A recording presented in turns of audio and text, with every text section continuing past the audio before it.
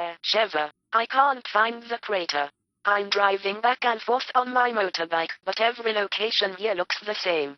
Could you help me with a map or something? Claire, Sheva? Hello, do you hear me? Where are you? What you're saying doesn't make any sense. Those people you know can't be my children, they're only 12. So you're suggesting that this is just a coincidence? Then how many highly intelligent twins called Alfred and Alexia with blonde hair and blue eyes run around at an Antarctic research facility in your opinion? Come on, they even look like you. But how is that supposed to be possible? Let's think. Where'd you come from, sir? You say you've lost a part of your memory, so what is the last thing you do remember for sure? Seeing my children after my return from Silent Raccoon. Silent Raccoon. What have you been doing in that town? I was working for Umbrella, a pharmaceutical concern, just like my daughter. As you already said, she's highly intelligent and the youngest employee Umbrella has ever hired, but she was working in the Antarctic base, whereas my position was in the Silent Raccoon facility. Me and my fellow researchers were just about to discover a new cure for many diseases and disabilities, one that could revive dead tissue. The T vaccine was supposed to be tested on paraplegic patients to give them back their ability to walk. Well, unfortunately your cure turned out to be a biological weapon, and the T vaccine was used as T-virus to turn most of Silent Raccoon's population into mindless zombies. I don't want to sound impolite, young lady, but you seem to be a little bit confused. And you seem to have forgotten more than you think. I don't know what you poor researchers were told by Umbrella, but not their intentions, that's certain. What happened to you while you were visiting Alfred and Alexia here in the Antarctic?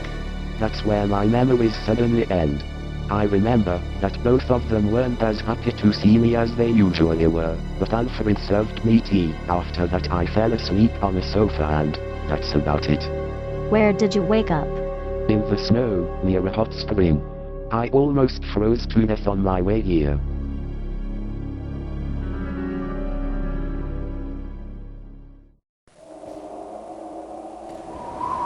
Where are we now? Is it still far from here? It won't be around the next corner, but not a world trip anymore. It's freezing. Not even Melnikov Island was as cold as this part of the earth. Remember what Laura said, you may snuggle down in my arms if it's getting too cold for you. And you may keep dreaming. Come on, let's just walk a bit faster.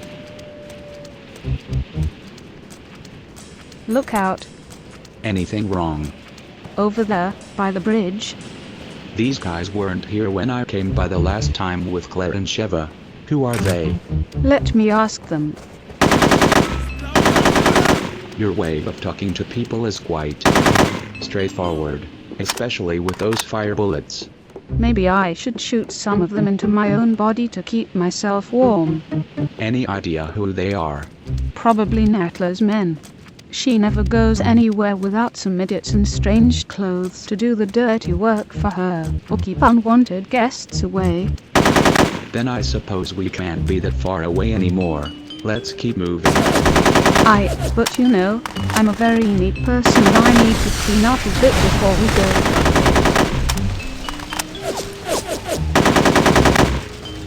You're good at cleaning up. You know what?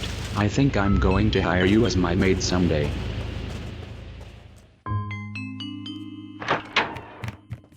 Sorry, Laura, are you still there? Sheva. Finally. Where have you been? There's been a new development. Where are you? I think I've found the crater. There's a narrow gorge separating me from it. I'll have to risk jumping across. Then do so. We need to discuss something with Sir Alexander Ashford, and you better listen. Alexander Ashford? Like Alexia and Alfred, yes. We still haven't figured out what that means. Tell us, Sir Alexander, why did you start working for Umbrella in the first place? My father, Sir Edward Ashford, was one of the founders of Umbrella Inc.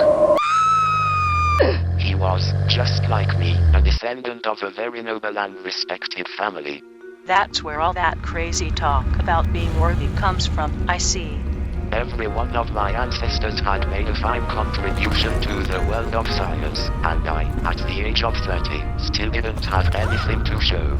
I wanted to make my own big discovery, so I tried to figure out which are the genes responsible for a person's intellect.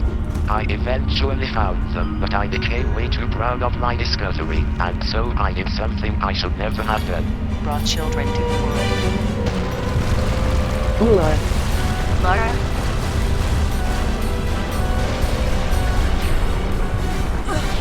Oh, don't mind me, the world is just shaking a little bit, hammers are swinging and a few monsters are running around. But go ahead. It's just getting interesting. The great Veronica Ashford, grandmother of my grandfather, was a very beautiful and intelligent woman, and the matriarch of my family. Everyone adored her while she was still alive, just like everyone grieved about her death when she eventually died.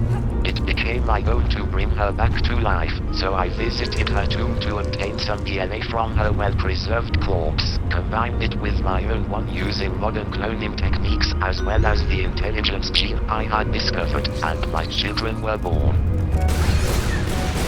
While the boy's intellect was just slightly above average, the girl turned out to be a real genius.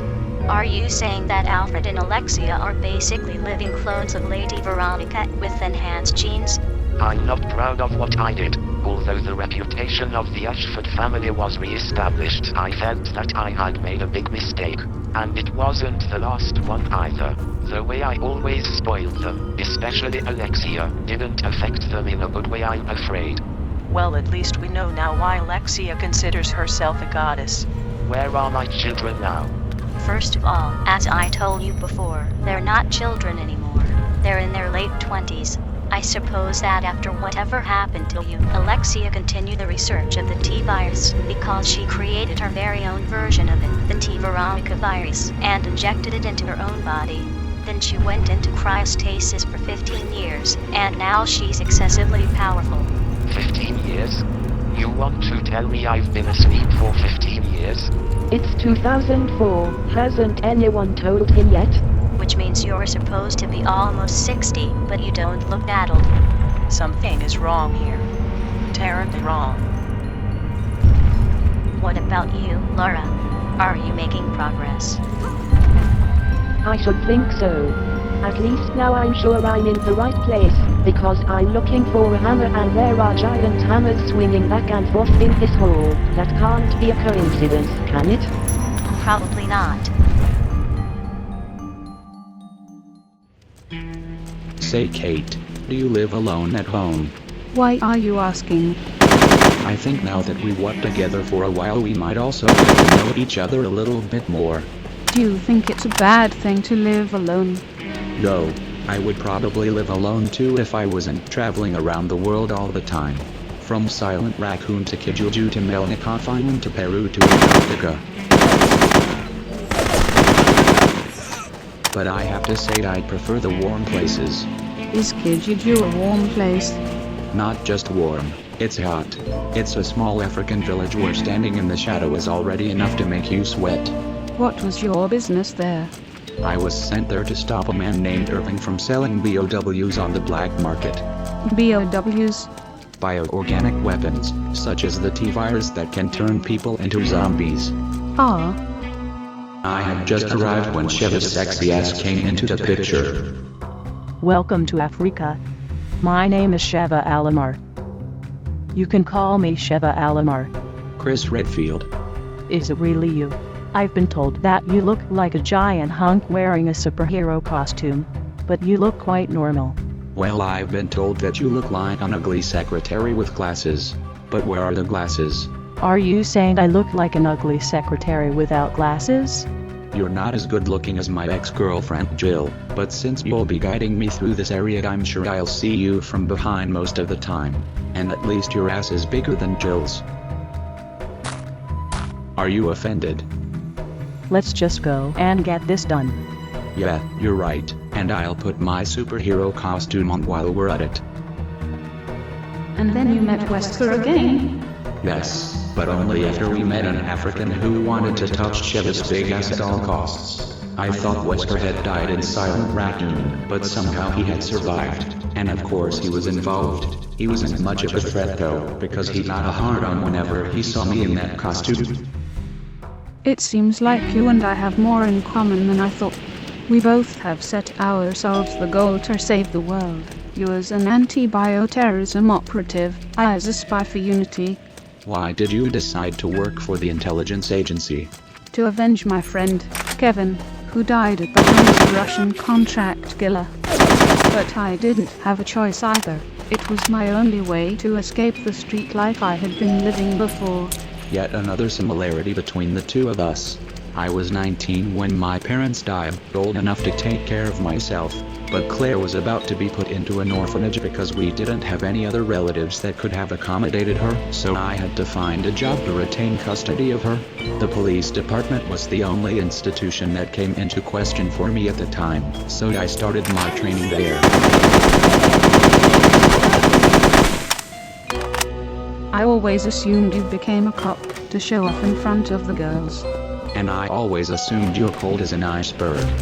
I never considered it possible that a person was your reason to become who you are today. Say, perhaps we should abandon our prejudices once and for all.